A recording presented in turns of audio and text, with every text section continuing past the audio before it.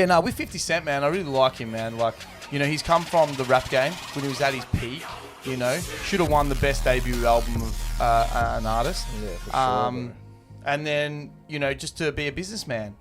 What was his album, though, at the time? Get Rich or Die Trying. Yeah, Like, regarded as the best. I feel like... Get Rich or Die Trying. What makes albums so... and rappers so successful and so, like, regarded as sort of... The term legend gets thrown around a lot, is the effect it has in the years after. Mm-hmm. Even you see now, almost every album from, you know, the top rappers, Drake, Kendrick, etc., is always going to debut either close to or at number one. But well, where is it a week later? Let me ask you this. Have you played Hotline Bling in a minute? No. No. So have you played in the club or candy shop? Oh, you hear that every night when you go out, man. There you go. Yeah, and that's the impact that Fiddy had. Yeah. But at the time when he released it, like, I feel like with albums, they really have to kind of mature and savor. Yep. So that's what makes 50 one of, like, the greatest rappers of all time, is the fact that he hasn't released anything in a long time, and his songs are still in everyone's playlist. Yeah. Oh yeah, they are. So yeah, that's 100%. what makes he's a him goat, man. Yeah. Yeah, he just comes back whenever he wants. Like, he released that song with Eminem and Snoop Dogg. Yeah. On the Missionary album, you know Snoop. Yeah. Oh, actually, Snoop dropped a new album, man. It's fire. Did he? Oh, he did. Yeah. Shit. It's and he threw shade on what's his name, Suge Knight. Oh, Yeah, really? he told him to shut up. Yeah, bro, shut your bitch ass up. Man, I could talk about Suge Knight for days, man. He's a character, man. Fuck. Big businessman, just yeah. didn't do it the right way. Yeah, didn't do it the right way. That's one way of saying it. You know what I mean? Oh, yeah, a lot of people were scared of him and stuff, but not him. Yeah, no. You know, he's not scared of anyone. Have you seen when so Fiddy and Eminem were filming the In the Club video clip? Yeah. And Suge Knight came with 16 Mexicans just to go at Eminem. Yeah, 100%. This is true, right? And anyway, he comes in and everyone would be like shitting bricks. M didn't drop. You know, M's from Detroit, man. They're built different. You know what I'm saying? Yeah. Anyway, Suge gets his cigar and just puffs it, looks around, walks out. These Mexicans are so confused. Like, hey, we're supposed to intimidate this one guy, and what? Now we're walking out again? Yeah, 100%. Yeah, and wow. Fiddy goes, he just never seen Eminem like that. Balls of steel. Yeah. Yeah, You know what I mean? Man. And on that note, welcome to the Just Hustle podcast. I'm your host, A Kook. Alley-Oops is not with us today. He's sick, so he's in our prayers. But we're here with the owners of Exceed Streetwear, one of the brands that are really picking up in Melbourne. Yeah, man. Well, Welcome to be here. thanks for having us, man. I'm Ozak from Exceed Streetwear. Name's Kieran. So Ozak and I started Exceed Streetwear 18 months ago. So still pretty new. So Yeah, man. very thankful for being here. 18 So months, thank and you guys have had this impact on Melbourne. Yeah, man. We've been around 18 months about, and I think we're doing pretty well, to be honest. Yeah. Well, I see Exceed Streetwear everywhere. I'm just going to be real with you, man. Like, everywhere, yeah? That's the goal. That's the goal. And I guess, yeah, that's what you want, right? And you picked up so much in such little time. Yeah, man. The last 3 months for us definitely like The most impactful. the most impactful. And the key to that Why? has been activations. So when was it? It would have been we had Feb or March. We did a runway event at Bar Bambi they kind of did their own little tribute to Melbourne Fashion Week. Yeah. So we were lucky enough to be invited to be a part of that, which was absolutely insane. No, obviously Bambi is such a sort of a... I love Bambi. It's such a good vibe. It's just it's only been around, 2.5 years, but it's become such a legendary part of Melbourne. Oh, it has, actually. And Nick staple. Russian's done a great job. Yeah, for sure, man. You know, that night is real. It's a great night. You know, the girls, the people there. It's not like... It has a nightclub feel, but it also has that, like, you know, dinner feel, like just a chill vibe. Starting with dinner and kind of... of... It's almost... They've done a really good job of starting it as when you walk in, you don't feel... banging loud music straight away. The music gets louder. You notice tables kind of disappear. So you walk into a restaurant, and as you sort of start drinking a little bit more, and you're starting to have a little bit more fun, the music genre changes, the tables disappear. And it's still not a nightclub though, fully nightclub, and that's what I like. Yeah, man. You know what I mean? But obviously Nick knows what he's doing when it comes to venues. He's on his first, and it's not his first rodeo, so he's done a very good job, and the way that they've kind of broken into the Melbourne scene is kind of something even we've tried to do with Exceed. It's just because it's new, it's the new thing, doesn't mean it needs to be the small thing. No, you're right. Yeah, exactly. Yeah, you don't have to start from square one, which is something that we've really tried to copy, which is could be going better, but can always be doing better. I mean, you're always going to learn from your mistakes, right? Yeah, definitely. That's the one thing that with any task or any business, mistakes are not a bad thing. Like I've said to this guy more than once, you know, we've been burnt by manufacturers, you know, again, like using the manufacturers that we are using, they are overseas. So with that, you're sending money overseas. So tell us about that. You know, with the manufacturers, right? One thing that people make a mistake with is quality control. So like when you order, say, 100 units or 200 units overseas, right? You're paying $200 of shipping, right? Just let's say X amount or something. Because if you were to buy five shirts, you're paying 200. It's not really worth it. But with the 100, it is. But they don't check every single one, do they? So that's the hard part. Yes, and how do you get around that? So you've got your different factories in China. So obviously China is associated to a lot of people with manufacturing. If you speak to some people, they think it's worse. Personally, I think a lot of it is actually better. Man, it's like the hub of manufacturing. You can buy clothes off the shelf that claim to be Australian and probably not. What a lot of people do is they just slap a tag on it. Which is not super responsible. So we lean into it because the best factories in the world are in China at the moment. Yeah, especially with our manufacturer as well. We got a really good relationship with our manufacturer. That's the key. Yeah, and like we do so many sample orders with them, and we got a really good relationship with them. So we can trust them. With quality control, the harsh reality is you are going to get garments that aren't perfect. Yeah, so when you get that, right, say a few that are not, what do you do with it? We did a sample sale. So what we do is, like we were selling some of them for like $10, $15 because we don't want to throw them out. We don't want to sell them. We'd rather just give them to someone in our community on the low for $10, $5, whatever it is. And then it's kind of like a collector item as well because it's like a sample piece, one of one, and it has like a defect on it. And then maybe it could be worth more in the future. See, I like that. That's outside the box thinking, and that's what gets you forward. The reality is you have to be comfortable when you're starting any kind of business, especially a clothing brand, especially something that has that overseas element that you cannot control. Even if you go and visit them, whether your product actually comes out of the place you visited, you're never going to have any idea. So it's about having that trust, and unfortunately, it's about being comfortable losing that money. So we've had orders $3, $4, $5,000 that we'd get the boxes would arrive, we'd tip them out and be like super excited. We're going to drop, in 2 or 3 weeks once we build up some hype and whatnot. Absolute shit. So there's been some drops and some items that we've made and we've got boxes of sitting there that the audience has never seen. Yeah, we got so many clothes, man. So many samples, bro. So many. We've got a lot.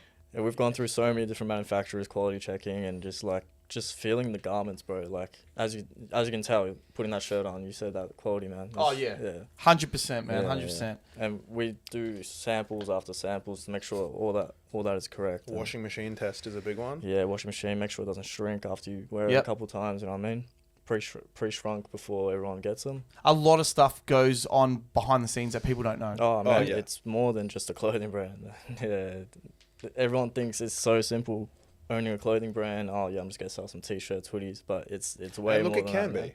To be honest, you do see a lot of these brands pop up, and it's more of a drop shipping thing. So there are a lot of really good manufacturers and logistics facilities. So it's kind of down the 3PL, third-party logistics chain. You don't own any of it, but you can use it. So you can upload a logo to a website and then just buy that. And as it's printed, it's printed straight to your customer. The problem is, though, you have zero control over quality there because you never see the piece. Yeah. In 9 times out of 10 as well. So there's two types of clothes. You've got your blanks, which is just where you go to a manufacturer and you say, hey, can you send me a catalog? And then they'll actually send you literally just a PDF like catalog. and you've just got to scroll through and you give them the item 100 code. pages, man. They got like pre-made stuff for you. But see, that's the thing. That's the difference between their clothing brand and your clothing brand. You know, you've actually got a mission. You've got a statement. You've got a, you know, you got something behind it. As he said, it's not just a clothing brand. And you know, look, I'll tell you something. Yeah, now we get DMs all the time. You know, on the podcast, and it's great. I love that. We also get people that want to start their own podcast, and that's fantastic. I love to help. But I got this one particular one from this girl, and she's like, "Hey, is starting a podcast easy?" And then I took a breath and I was like, you're going to hear it. So I gave her the list. Yeah. I told her exactly what it is. Do you reckon she started the podcast? No. I haven't heard from her. Because people want the easy way, right? Yeah. This thing is, if it was easy, everyone would be doing it. And you have found out straight out. Oh, man, we've done a lot of late nights when we were living together in South Bank. Like, and we have full-time jobs still, like.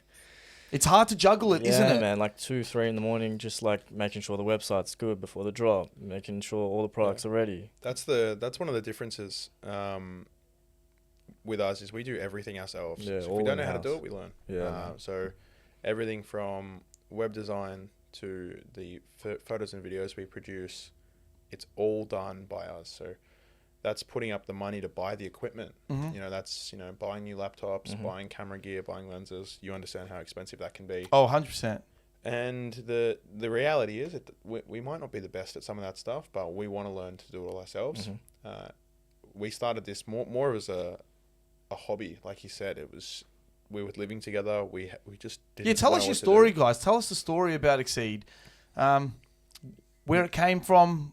Yeah, so where it started. We were living in South Bank together like 2 years ago now. Yeah, close to. And then like midway through the year, we were just watching a lot of Netflix, bro. Like heaps of Netflix. Probably watched every show on Netflix. And then one night, man, like we just got bored and we were like, let's do a clothing brand. And then we started digging, and then we found out it was pretty hard to start a clothing brand. So the name Exceed, where'd that come from? A lot of brainstorming. So there was probably 50 different names. It would be the kind of thing where one of us would just randomly text the other during the day. Because again, we both still to this day have full-time jobs. So a lot of our conversation is we kind of treat our text chain on messages. So obviously we've got like Instagram, Snapchat, WhatsApp, Messenger, messages. So messages is where we keep Exceed. So we kind of use it as a shared note. So randomly I'll just text the other guy and it'll be like a 1 or 2 word thing. He'll know what I mean. So it was probably 2 months of just randomly texting names back and forth. Yeah, and I think Exceed really represents us as well, because everything we do in life, man, like to our full-time job, being in the gym, the side hustle, like we give 100%. You know what I mean? I had a convo with my grandpa at another age, like a couple of years ago. He said, and he's getting pretty old, probably going to die soon, probably. And he had a convo with me being like, you don't want to get to my age and not accomplish anything. You want to look back at your life and say, shit, that's what I did. And not be like, oh, I wish I did this. I wish I did this. So Exceed for us, Exceed in everything you do, man. I think that's the first I love it. Like slogan we had was Exceed Your Limits. So that was the first collection that we dropped. So we went straight into it. We went 2 t-shirts, 2 hoodies straight away. So this is a couple hundred pieces rocking up in the apartment. We had shelving. Just our living room was our warehouse. Yeah. So we had a TV and a couch in the living room. Everything else was business. It was just business. So it was literally shelves, table, like our kitchen table. That was our packing station. So it was it was a bit of a sacrifice. You know what I mean? It's not easy. You don't want to. You can't go out and just buy a warehouse or rent a warehouse. So there needs to be a little bit of give and take. And when we did that, we came up with the slogan Exceed Your Limits, called the first collection the Limitations Collection, because that is all about, you know, always trying to push forward and do better. If someone says, oh, you can't do that, why not? You know what I mean? Yeah. So that's what the brand really means to us, and that's what we've started trying to build sort of a bit of a community on. And that's it. That's what it is, right? Yeah, the community. Exactly. You know, when we started this podcast, yes, we love doing what we're doing, but we wanted to start a movement. We wanted to start a community. And that's what you guys, I can feel it already when I met you, man, I already could tell that, you know, you were with it. You know what I mean? You wanted to make a difference and an impact. And that's very, very, it's very important. Yeah, the point Ilhan made just before on when it gets to, you know, if we get to 60, if I get to 60 and I'm broke, I don't care because I can look back and I can say, you know what, I tried to be more than just regular. Mm-hmm. It's when you get back to like 60 or you've got kids of your own and they say, oh, what did you do? For me, and this isn't for everyone, right? I have people call me lame all the time because you're like, you always work. Like I'm putting in 10, 12 hour days in the office for my full-time job and then I'm coming home and I'm building a website. So it's not easy. But I'd rather be able to sit there and look back and say, I tried. Yeah. But you're doing things that other people are too scared to do.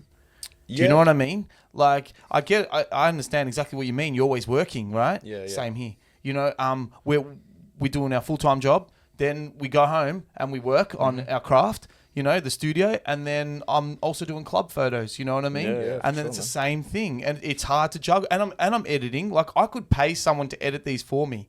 But then I'm losing money. You know what I mean? No, I think there's a very, obviously you meet a lot of different people and you find out that there are a lot of different people in the world and people that think differently. You've got people that work to live and people that live to work. Sometimes that live to work is via choice as well. We could very easily quit our full-time jobs and just to Exceed. And, you know, that would mean, you know, more opportunities to travel. You know, with a clothing brand, you really can kind of work anywhere from the world. We choose not to. So we're all about just keep pushing forward and do everything. So it's 12 to 18 hour days sometimes. We've got a gig, so like we're still at our full-time jobs.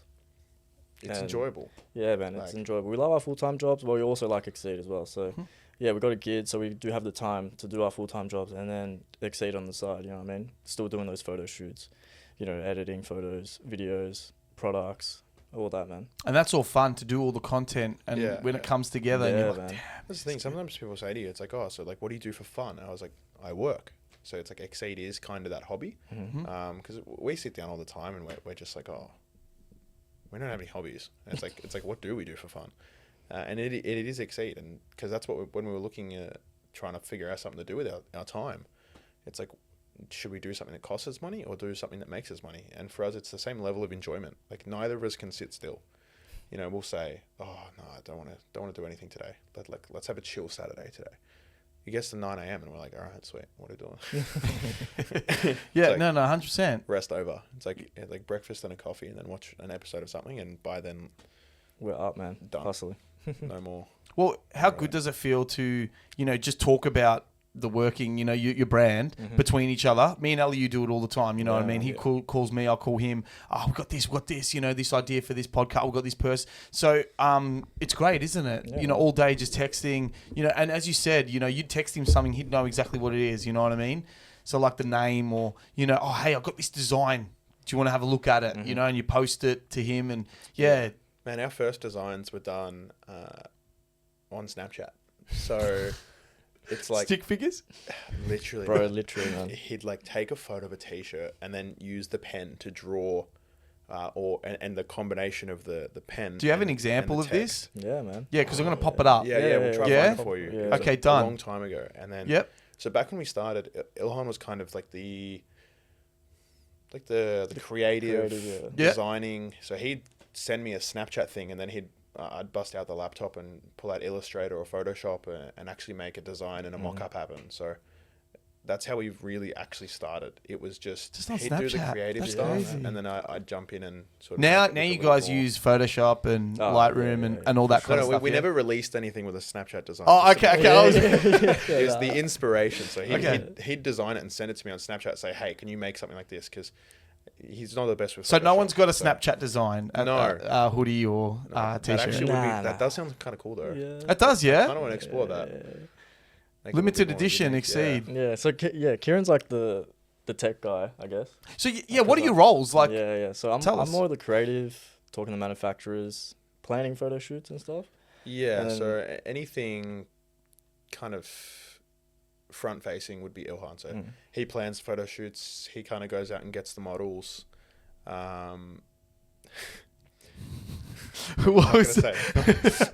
No, tell us. Yeah, so I seen something on his mind. The designs are thought up by him. So I'll sit there with a laptop and he'll kind of be saying, "I change this, change that."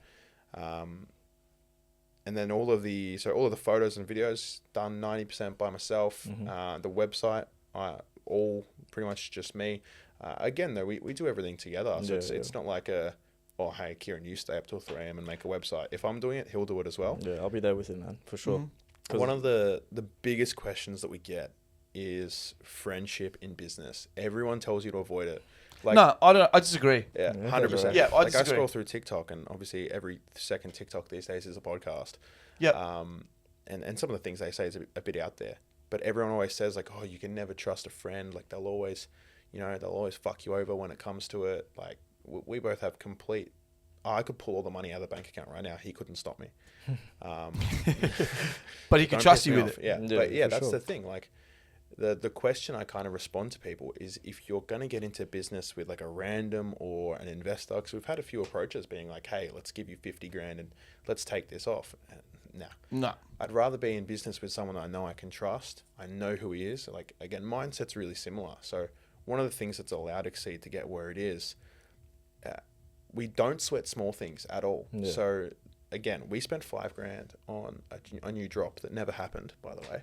So it's not just $5 grand on the stock. It's everything else there. It's the countless hours designing it, all that kind of thing. We always do this thing. We cut open the box and we just let it all drop out. So you don't realize how shit it is. So, you take a photo of it all in a pile and then we open it up. We're both sitting there. It's like 11 o'clock at night at this point. We're so G'd up. We take it out of because we've got custom poly bags, all of our items just to help with shipping and whatnot. They don't come to you dusty or with a spider or something. Yeah, or like wet. Or wet, yeah. So it's you gotta kill that poly spider bag, and Ilhan threw it out like that. Oh my god! Yeah. Some of the clothes didn't even have logos on them. Oh no! Yeah, man, we got about like 100 hoodies, man, and no logo. And does that throw you? Like, does that like? No, the first reaction was just laugh. Like, okay. Like, what are you gonna do? Yeah. So we don't really get angry at that stuff, man. We just we laugh it off, and then we just work from it. Well, it happens, right? Yeah. Do you want to know something? Mistakes. We had a comedian on here, and it was at the old studio, and we filmed the whole thing. Yeah.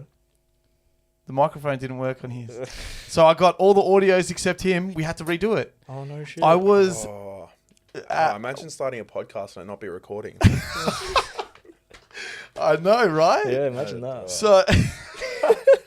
So it happens. Yeah. So I know exactly what you think, but you don't sweat it. Yeah, nah, we don't sweat small stuff like that. Man. You're just like, okay, cool, we can do it better. And you know what? Your thing was, let's do it better. Yeah, and we did. And right? then from there, we didn't use that manufacturer ever again.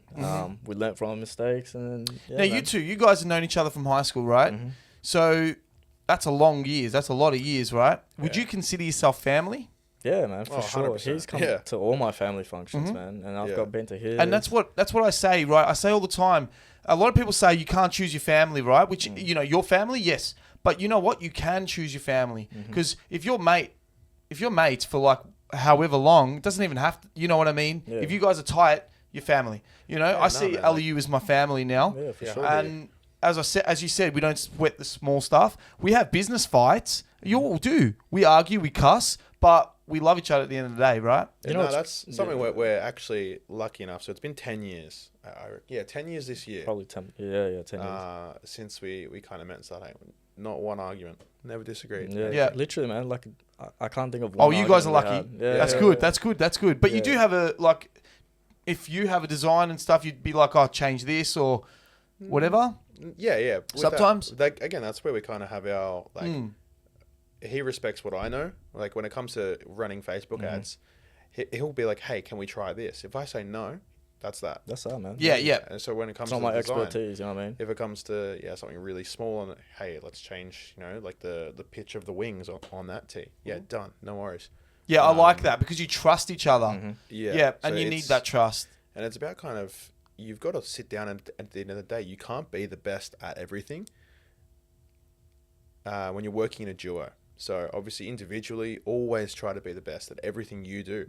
But the point of a partnership is that you play to each other's strengths. Yeah, of course, exactly. So that's where we've really, it's helped us grow very quickly, is because we've sat down and we've looked, okay, great, these are your strengths, these are my strengths. You play to those, I'll play to these. Well, man, I'll tell you what, like Kobe didn't win those championships on his own. He won it with Shaq. Yeah, exactly. LeBron didn't win it on his own. He won it with Kyrie.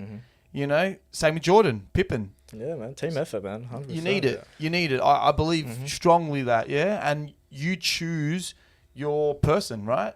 You know? Yeah, that's it. That's why we've never really had those arguments, because it never gets there. If this guy's like, no, this is what's right, I'm like, okay. And then there is also that certain aspect of, we do put our money where our mouth is a little bit. So if one of us wants to really overrule the other one, we're both saying, great, that's you. And I'm happy to say, you know what, I'll own this decision. And if we fuck it up, it's fine. Like, everyone fucks up. Oh, you fuck up together. Yeah, correct. Yeah. Like, and there's no blame game. There's no, oh, all right, you know, you earn more than me, so you have to pay for more than me. There's no, oh, this was your decision, so you have to pay for it. Because we've done some things that are pretty expensive. Like we what? just had our first birthday event. So what are we talking? What range? So that one, we rented out the entirety of Love Machine in where Diamond is. Yes, that's right. Yeah. Yeah, we rented it out for 3 hours before the club opened, 7 to 10. Mm-hmm. Had our own runway there. Had a photo wall.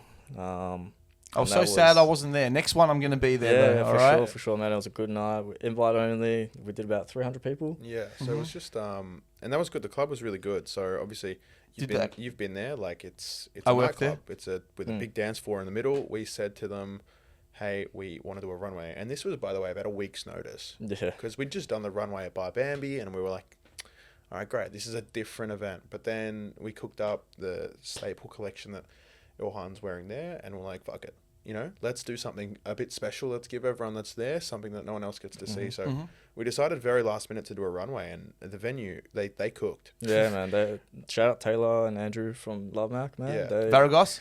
Yeah, good guy, man. Yeah, Good guy. guys, He's man. They are good people. Lovely people, bro. They ended up speccing the club out for the Exceed event, but they kept it the whole weekend. Yeah. So it was, cause we got there and we're like, oh great, so we're gonna have to like pack this down like right before, and they're like, no, we'll work around it. So, we ended up doing a runway with 6 new pieces, 6 models, 6 fantastic pieces. models. Yeah. And yeah, that was a very last minute thing. We had our DJ Carter. He actually like made a custom song for it, so it played perfectly to the timing of everything. Yeah. So free drinks the whole night as well for everyone that came through. It was a pricey night, man, but it was worth it. It definitely built the brand. So yeah, 6 models, 2 DJs, the venue. So from that, did the sales pumped? For sure. Yeah, man. we did a little like shop in the venue. So we did you just buy it on the night and we'd ship it straight to you. So yeah, like next day delivery or something like that. If you're out on Chapel Street having a good night, you don't want to have a little bag. Yeah, or someone wants to, or if a junkie wants to rort you for it or something like that, or you lose it. Yeah, 9 out of 10 people would end up losing it. Yeah. And again, we thought that through and we're like, no worries, let's do this. You See, buy it that's here, thoughtful, ship it man. straight A lot of brands would make an event and just be like, yeah, fuck it, we're gonna, sell right now. They're not gonna think, you might lose it, you might get drunk, Yeah, for sure. Custom experience is number one. Yeah, man, for sure. It's been really funny though, because the way that we're so involved in that is we both used to work in clubs, so I used to do their marketing and whatnot. That was kind of one of my first jobs as an adult. So we got a lot of pretty interesting friends, DJs, club promoters, club owners, and stuff like that. So the amount of time, so we spend a lot of time in clubs. Yeah. We don't actually drink that much, but we spend a lot of time just catching up with people. It's the best, rather than catch up at night, man. Yeah, I noticed that. I'm like having my 3rd or 4th drink, and this guy's still on having them one. Yeah, man. Um, And we met during night. Yeah. Night work, man. Now we're here. One of Business works at crazy. night, man. Yeah, for sure. One of our secrets is actually a lot of the time you see a drink in our hand, there is no alcohol in it man. at It's all. just a lime soda. Just a lime soda. I wish I was you guys. Yeah, so a lot of people. I love my alcohol though. Yeah, a lot of people say that, like, how do you guys go out and party all day, like all weekend, and then full-time job plus Exceed? And I'm like, well, one of the ways is like we don't actually drink that much. Yeah. And we have to, because if we have a photo shoot at 9 a.m. the next day, we can't be drinking. Yeah, you know you need to be fresh. Don't get me wrong, there have been times where we have made that mistake. No. There have been, like, especially recently, like we've been partying a little bit more recently, but you got to celebrate those small W's, man. Yeah, that's what we say. And that's the thing though, is we're both very late to celebrate. It's kind of like, oh yeah, we did X amount of sales this week. I was like, yeah, but it could have been X amount of sales. You know what I mean? So we're pretty harsh on ourselves. Like, there's not You really have to be. any, Like, we've never gone out for dinner and like celebrated Exceed. Yeah. Like, there's been none of that. Maybe there should now. Yeah, maybe. Yeah, you need a dinner together. Yeah, No, for you sure, do. man. You know, you got to celebrate those small W's because they're Yeah. going to build up into the big W's, like, you know, that event, Mm-hmm. you know, and all that kind of stuff, you know. And then you could go globally. Yeah, so that was probably one of the only times where we've actually sat down and be like, holy shit, was our first week we became a national brand. So we just pumped ads straight away and went really well, actually. We were very surprised. Our campaign went really well for our first our, drop, man. our first ad campaign was one of the most successful we've done, actually. So within 5 days we had sold to every state in Australia, which was that was a pretty cool moment, because it's like, you know, I'm going to Queensland this week, and you know, I might see my t-shirts up there, which is something that's pretty cool. So one of the best parts about it was you actually see something physical in your hands and be like, yep, I created that. And that goes back to what we were talking about at the start. When you That feels good, doesn't it? Yeah, you get I to did 60 or this. something, and you've actually got something tangible where you can see what you've built, which is nice. And then it took it a little bit longer, but sold to America, Italy, Germany. Had some weird one come through that we didn't. Norway. Yeah, we didn't. We didn't fulfill the, like. You get a lot of fraud. That's the biggest part. Yeah, of how do you get brands. around the fraud? Shopify is honestly God's gift. So Shopify will looks at emails, phone number. So if they've been reported fraudulent on other Shopify stores, they talk to each other. So Okay. it checks that. It checks the name on the card versus the name on the order. Checks where the card is registered as well. Yeah, once we get a fraud order, we just refund it straight away, because it's just not worth it. If we send that item out and then the money gets refunded back to them, it's just not worth it. The most recent one, it was 2 or 3 weeks ago, big one, was a $500 offer. It was like $465 into Albania, but with an American credit card.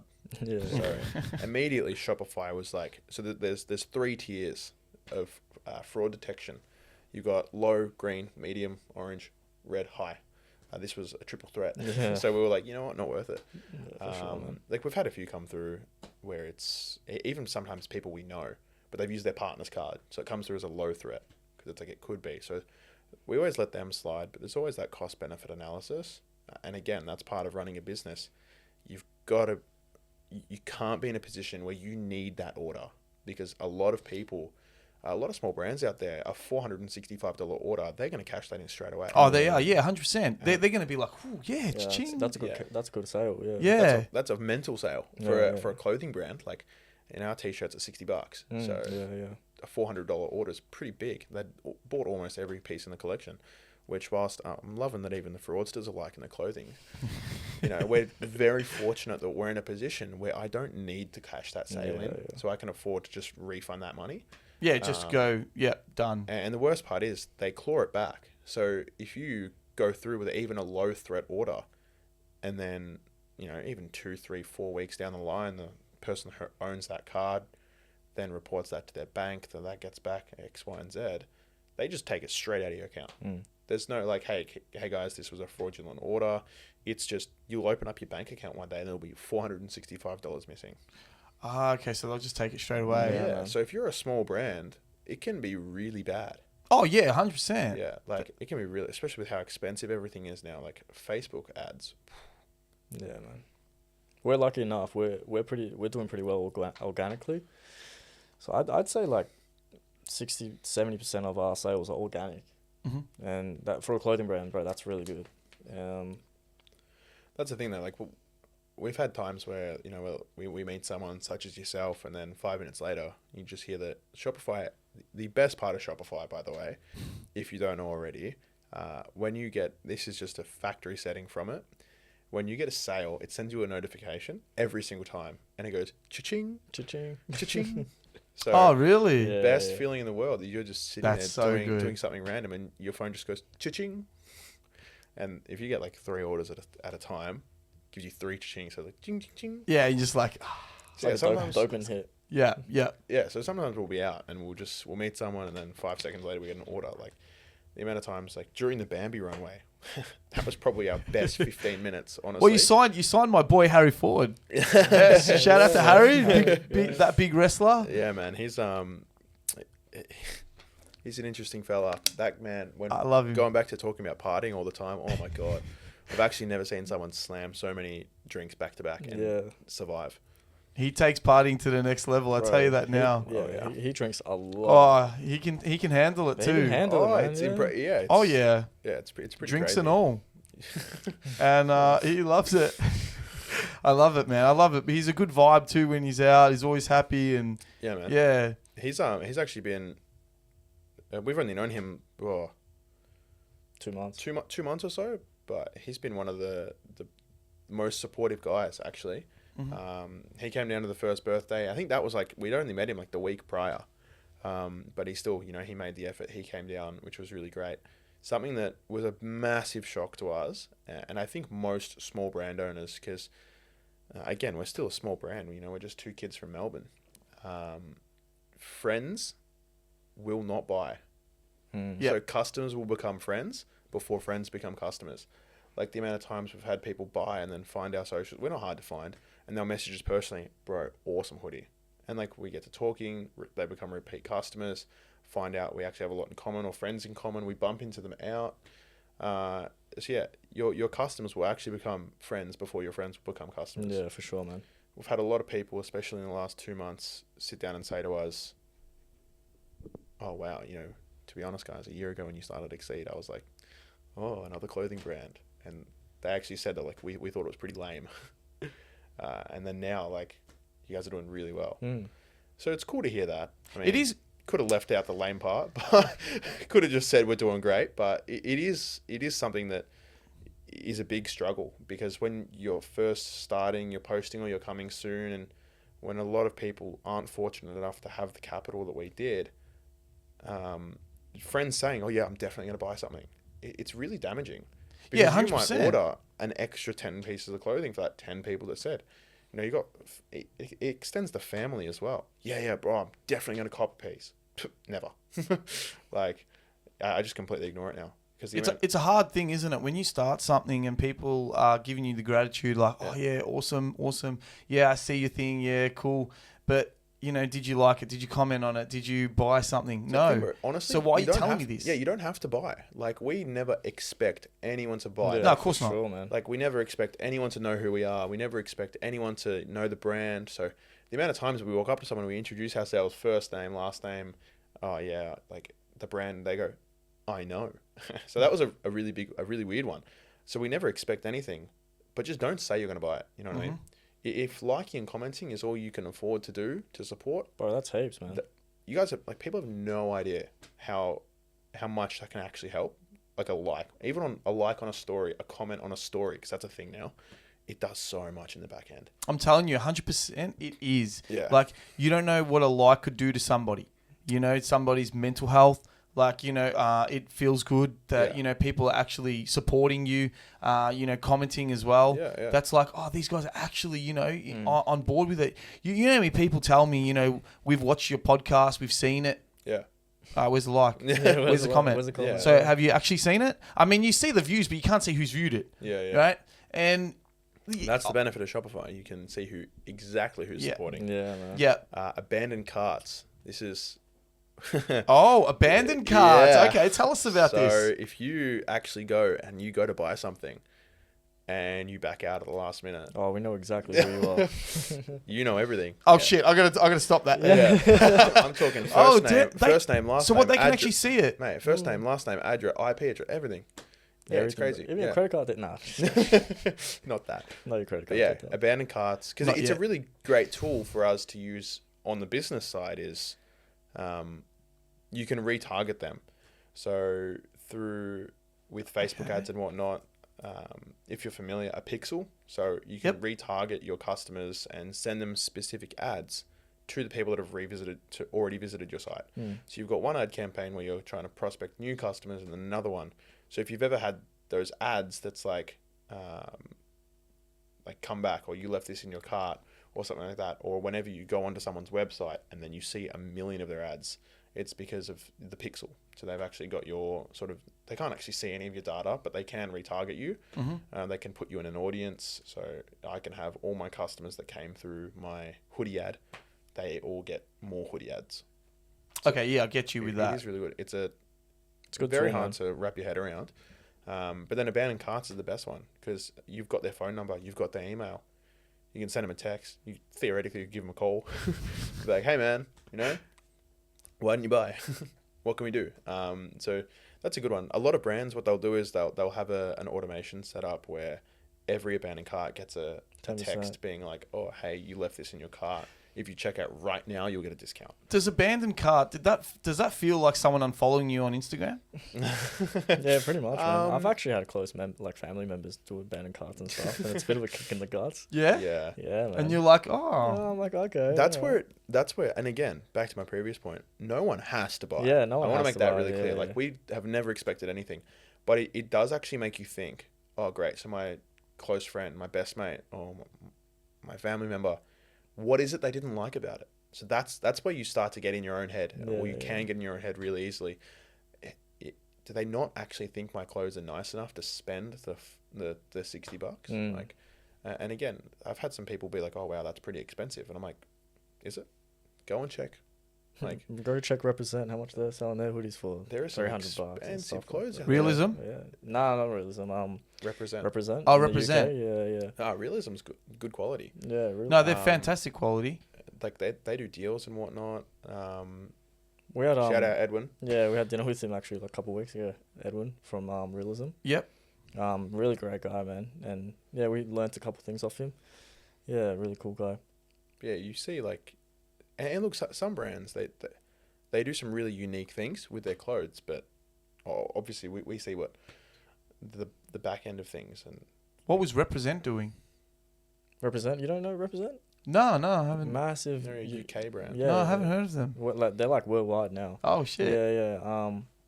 They're actually like, their startup was kind of like ours. Two brothers, in like just in their room, bro. And yeah, now they're massive, man. They got like stores worldwide.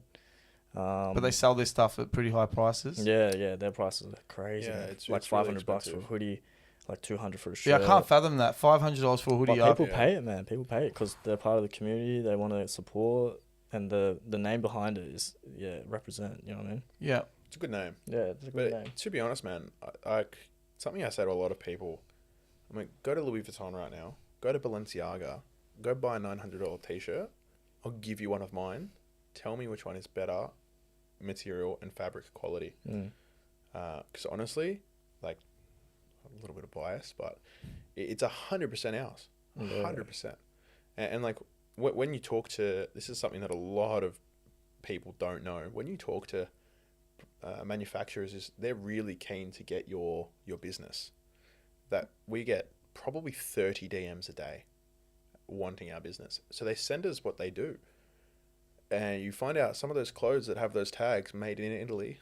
I want to bet. So, No, they're not made in Italy anymore. No, it's all in the same. It's all in the same factory as like these other brands, man. Honestly, and they just ship them out the same. well, a couple weeks back when China had all those tariffs slapped on them, the government started allowing them to start selling direct to consumer. So Yeah, I know a few people that kind of I know a few people that took advantage of that. They walked out of it with some really, really high end clothing for some not very expensive. Yeah, man. No, you're right. And tell us, so having this clothing brand, doing your thing, it's weighed heavily on the mental. There would be, some times where you wanted to give up. Not completely, not entirely. Yeah. Who knows? But tell us about a time where, it got to you pretty badly that, you wanted to like either quit, stop, wanted to, I don't know, what you wanted to do. How did it affect you and what did you do to get out of that? I'd say like 6 months into business, I think like vibes are low. We weren't really doing much sales. We weren't really doing anything for the brand, but I don't know. We just kicked ourselves in the ass, man, and just One of the things no one ever actually talks about, that I've seen at least, is the problem with being a business owner or a brand owner or something. There is no one pushing you. So you walk into work, if you sit there and do nothing today, you're going to get a text, you're going to get a call, your manager's going to walk up to you. You know, even if you work at Macca's, if you're not doing anything, they're going to be like, what are you doing? If you work at Coles and you're not putting anything on the shelf, what are you doing? If you have a sales job, you've made no sales this week. With being a brand owner, you've got no one pushing you. Yeah, you've got to wake up and choose to do You got to push yourself. Yeah, man. Yeah. So Hold about yourself 6 months accountable. in, we both kind of got a bit tired, obviously late nights and everything, and so we went about a month where we did nothing. Yeah, pretty much. Yeah. Really? Mm. Yeah, man. So it was that bad that it was It's like kinda there was a like- month that It's you kind didn't of do anything. like writer's block Yep. that musicians face. Mhm. We went through that, and it was good though because we got to the end of the month and we're like, okay, that had an adverse effect. Yeah, Well, yeah. look, rest is part of the hustle, isn't it? Mm. You know, you have to recharge your Yeah, batteries. yeah. You're not lazy. You need to get your mental right, because if your mental's not right, your grind's not Yeah, right. exactly. Yeah, definitely. Yeah. And that's where having such a small kind of team, it being just him and I, if him and I aren't in the mood, there's no one coming to us and asking, oh, hey man, I've got this done. Like, there's no designer coming to us and being like, hey, these samples are ready to go. Yeah, everything starts and stops with him and I. And I think probably the two parts that hit me the hardest were when we first started, because we started first designing and everything in October. Mm-hmm. And then we didn't actually drop until March. So the next year, so there's 6 months of design and quality checking, testing different manufacturers. We went through 3 sample runs with manufacturers before we even placed any kind of bulk order. So that's very expensive. Mm-hmm. You can expect to pay, like for a sample t-shirt, the most expensive one is 150 Australian. Yeah, for one shirt, man, just a custom For shirt. one t-shirt, yeah. Yep. Because we go down the cut and sew. So 90% of our clothes are custom sewed to what we want. So that's where you're looking at the seams. What type of cotton are we Well, how using? good was it when I put this top on? Yeah. It was, as you said, tailored. Yeah, man. It fits really great. well. It's baggy in all the right places, but it fits in all the right places. And I'll link it all into, when we post it as well, Mhm. Exceed Streetwear, get everybody on it. Get these hoodies, man. They're feeling great as well, yeah. They feel really thick, man. They're really good. Appreciate it, bro. Really cop some, yeah. Yes, that first hard moment was you actually know, because by that stage you don't have customers. Mhm. So that first 6 months, it's all friends, and the amount of people, won't name any, but that said, oh bro, I can't wait, hurry up and drop it, or they were like saying like, oh, can I buy it now? I was like, no, Wait No. for the drop. I don't have anything here. Like, Yeah. you know that, I just told you that. And then the second we drop, where were they? Crickets. So that was the first really ouch moment. But it's actually really good. So like I said to you before, you learn more through failure than you do through success, because when you fail, you sit back and you go, okay, so why did it fail? If things work straight away, you're never going to sit there and ask yourself why. No. So we're actually really happy that we've had some bad times, because it's made us look at, all right, so what did we do in the good times? What did we do in the bad times? Where's the difference? That's how you learn, because then you're actually identifying what works. Yeah, you're right. And look at it this way, right? So have you had anyone at the start just ridicule you, like say, okay, this is shit, this is lame, this is crap, or like give it to your life and then turn around now that you're doing well and tell you, hey, sorry about that, you're actually doing well, and give you props? Because I tell you, right, when I was in high school, I got bullied for being an actor, right, for doing what I wanted to do, what I loved. Yeah, I love being in front of the camera, I love doing all this. And then when and I saw somebody out at a club one time, and they were just, I looked at them, they looked at me. I didn't want to talk to them, but they shook my hand and said, "Oh, I'm so sorry for what I did. I just wanted to be popular. I just wanted to be with the popular kids, and this and that." In that moment, the thing is, all that fire, all that burning, all those years has died off. Yeah. Like, I couldn't really say what I felt back then, right? And so it takes the sting out of it a little bit, because I wanted to. I was like, yeah, man, thanks, man. I'm really glad you like the content. But you wanted to say what you wanted, but it wasn't there anymore. Have you felt that? Not personally. I don't know about Kieran.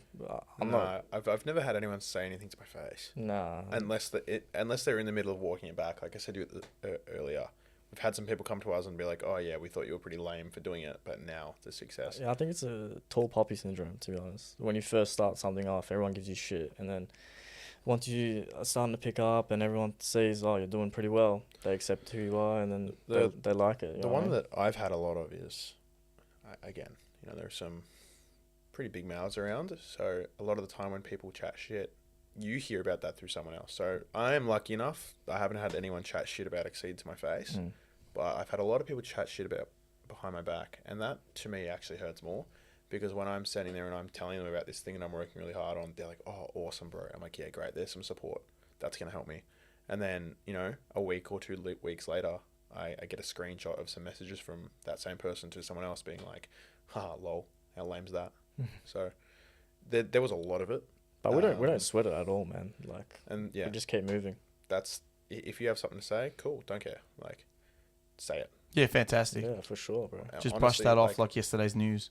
It's not even, I don't brush it off in the sense that it doesn't, like, I don't ever think about it again. For me, that's like, yeah, cool. Give me a point to prove. You know what I mean? Okay, yeah. Like, it's like fuel. You know what I mean? It's like when someone says, don't press the red button. I'm going to press it. When someone says you're not going to make it, want to bet? So, and watch me. Yeah, exactly. So I'd actually rather that. If everyone's sitting there supporting you, you've got nothing pushing you. So there's been a lot of it. Again, the music industry and the nightclub scene where we spend a lot of time, there are some, you know, there's a lot of drama. Interesting characters. Yeah, a lot of drama in that area. So there's been a lot of people be like, oh yeah. As there would be, and you know what defines you is how you deal with that drama. And as you were saying, you know, this pushes me. This is the fuel that I need to hustle harder. Oh yeah, okay, I'll show you. You know what I mean? Yeah, exactly. Yeah. And so in a way, it's a good thing, but also it's about, you know, you always want people to like your stuff, but not everyone is going to like it. Yeah, for sure, man. And look, that's the thing. Streetwear is a very sort of particular type of style. Is it a subjective thing? I don't think it's subjective. Well, we're trying to, like, yeah, we're streetwear, but I don't know. Would you say these zip-ups are streetwear? Yeah, so there's not everyone is going to like streetwear, especially in this day and age. You've got one of the styles that's really popular at the moment is old money. But we don't expect those people to wear our clothes. Explain the old money. Like the Laura Piana, Polo, Ralph Lauren, all that kind of style, especially through summer. That was really big. Like, you know, people starting to dress up, a lot of linen. Like, we're never going to make a linen product. So people kind of say that.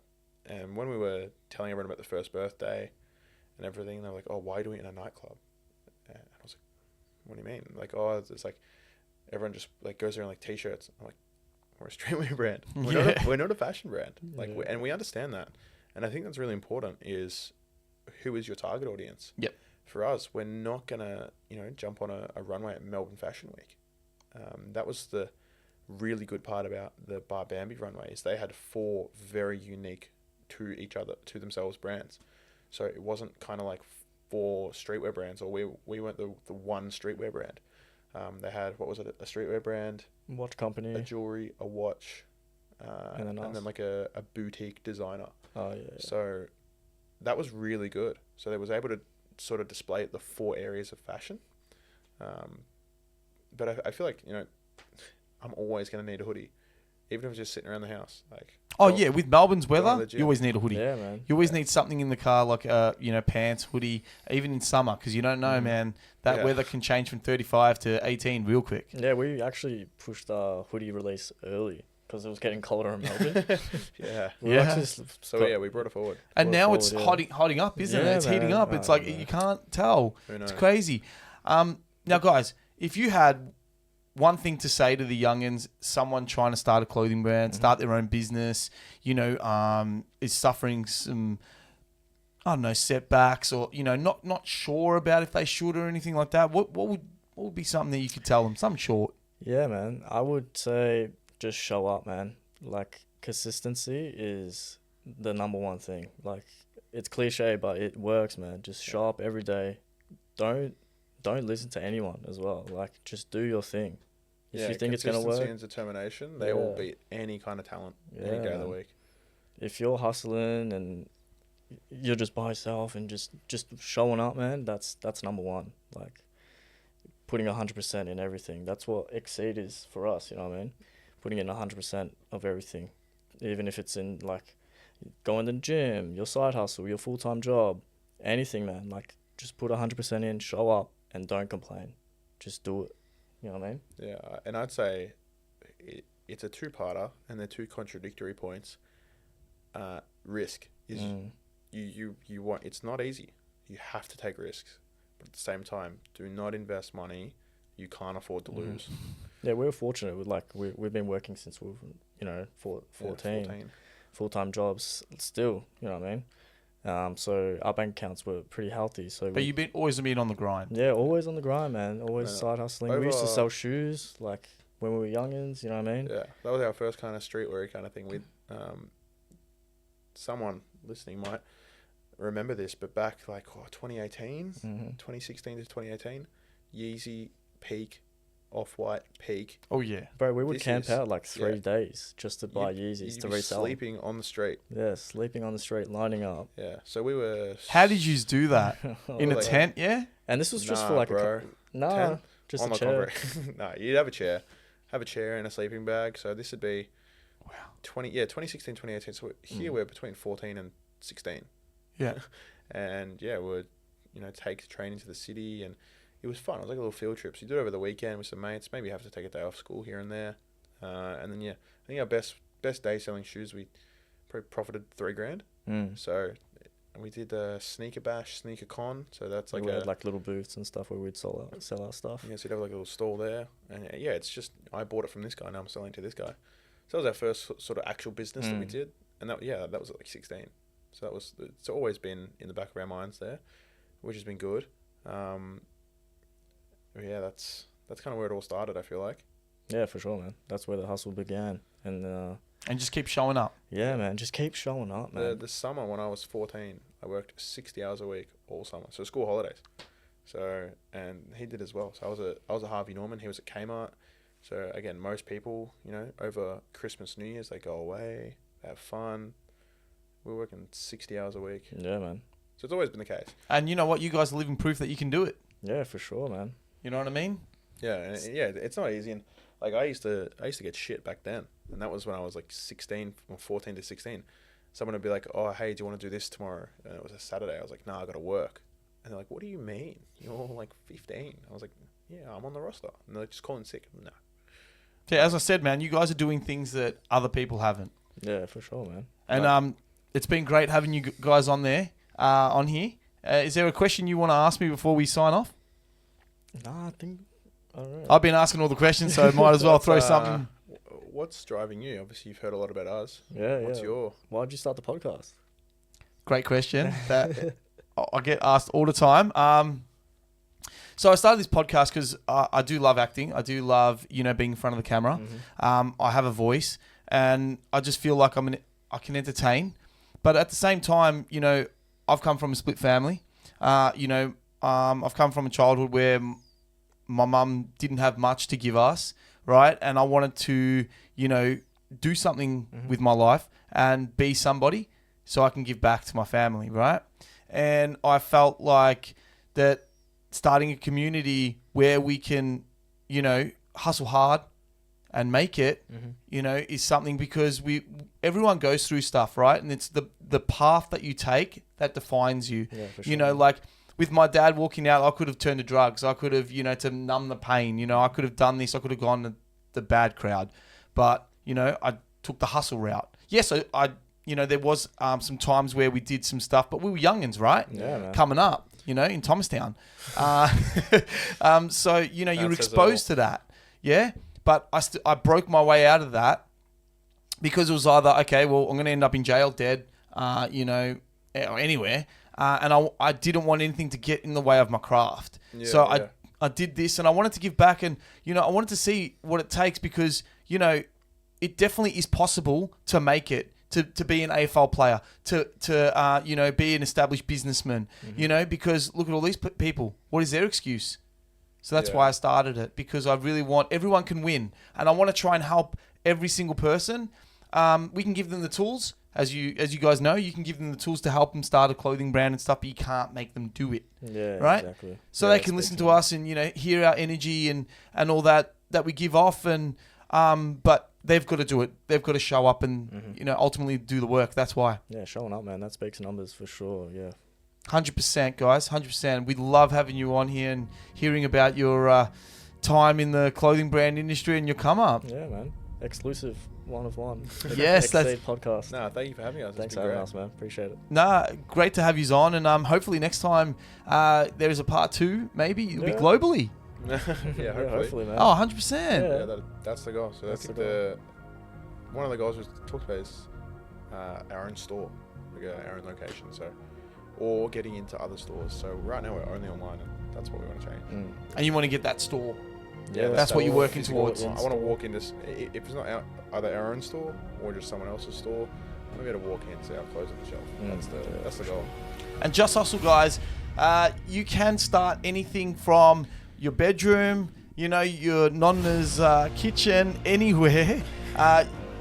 You don't even have to have a lot of money. You just have to have that mindset and that determination and keep showing up. Yeah. Don't stop. And don't give a fuck about what anyone else thinks as well. If they don't like it and they say it's lame, give them that, man. Because honestly, you know what? You can turn around and be like these guys and show up at Love Mac with a fucking event and be like, well, this is the lame. True? Yeah, man. 100%. All right, guys. Well, like, share, and comment on this. Yeah, we're going to drop the link as well to Exceed Streetwear. You want to cop this? Yeah, this is fucking fantastic. And guys, thank you very much for being on. Appreciate it, man.